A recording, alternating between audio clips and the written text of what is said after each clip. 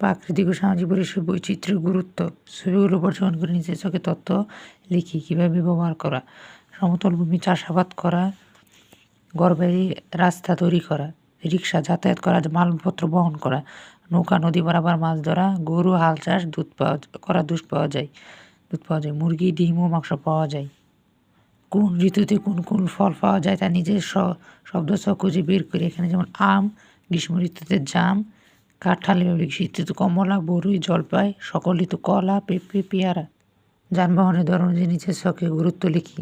নৌকা, নদী ও খাল দিয়ে মানুষ ও মালপত্র বহন কাজে লাগে। রিক্সা অল্প দূরত্বে যাতায়াতের জন্য ব্যবহার করা। বাস একসাথে অনেক মানুষকে দূরে নিয়ে যেতে সাহায্য করে। ট্রাক ভারী মালপত্র এক জায়গা থেকে অন্য জায়গায় পরিবহন করে। আমাদের পরিবেশে বিভিন্ন ধরনের পানি থাকার গুরুত্ব 3টি বাক্য লিখি। পরিবেশের ভারসাম্য রক্ষায় বিভিন্ন প্রাণী গুরুত্বপূর্ণ ভূমিকা রাখে। পানিরা খাদ্য শৃঙ্খল ঠিক রাখতে সাহায্য করে। পানিরা পরিবেশকে সুন্দর রাখে।